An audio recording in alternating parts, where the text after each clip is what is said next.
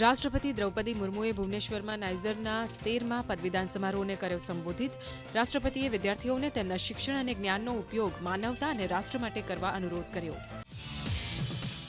પ્રધાનમંત્રી નરેન્દ્ર મોદીએ રશિયાની રાજધાની મોસ્કોમાં ભારતીય સમુદાયને કર્યું સંબોધન. આ દરમિયાન પીએમ મોદીએ ભારત અને રશિયા વચ્ચેની મિત્રતાનો ઉલ્લેખ કરતા બોલિવૂડના દિગ્ગજ અભિનેતા રાજ કપૂરની ફિલ્મનું ગીત સર પર લાલ ટોપી રૂસીને યાદ કર્યું. પીએમએ કહ્યું, આ ગીત ભલે જૂનું હોય પરંતુ તેની ભાવનાઓ સદાબહાર છે. જમ્મુ કાશ્મીરના કઠુઆ જિલ્લાના માચેડી વિસ્તારમાં થયેલા આતંકવાદી હુમલા બાદ સુરક્ષા દળોએ આજે આતંકવાદીઓની શોધ માટેનું એક મોટું સંયુક્ત સર્ચ ઓપરેશન શરૂ કર્યું. NH-44 પર સુરક્ષા કડક કરવામાં આવી. સર્ચ ઓપરેશનમાં જમ્મુ કાશ્મીર પોલીસનું સ્પેશિયલ ઓપરેશન ગ્રુપ ભારતીય સેના સાથે જોડાયું. ઉત્તરાખંડ રાજ્યમાં ભારે વરસાદને કારણે પૂરગ્રસ્ત ઘાટીમાં ઇમારતો ડૂબી.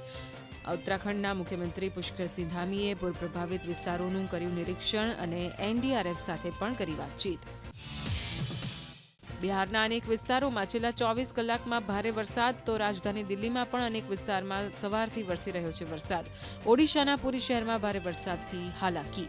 આસપાસના વિસ્તારોમાં પણ ભારે વરસાદ. ઉત્તર પ્રદેશના અનેક જિલ્લાઓમાં છેલ્લા કેટલાક દિવસોથી ભારે વરસાદ. લખનઉ, ગોંડા, લખીમપુર, બરેલી અને બસ્તીમાં લોકો પૂરથી પ્રભાવિત તો બહરાઇચ, શ્રાવસ્તી અને પીલીભીત પણ પૂરની ઝપેટમાં.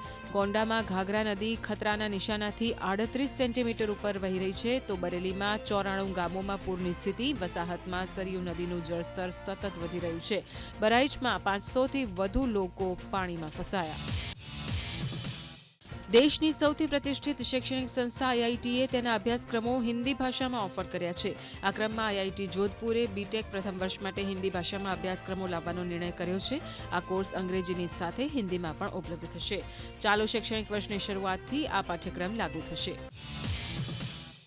દિલ્હીમાં આંતરરાષ્ટ્રીય કિડની ટ્રાન્સપ્લાન્ટ રેકેટનો પર્દાફાશ. દિલ્હી પોલીસની શાખાએ ઓર્ગન ટ્રાન્સપ્લાન્ટ રેકેટનો પર્દાફાશ કરતા એક ડોક્ટર સહિત 7 વ્યક્તિઓની કરી ધરપકડ, જેમાં 3 બાંગ્લાદેશી નાગરિક પણ છે સામેલ.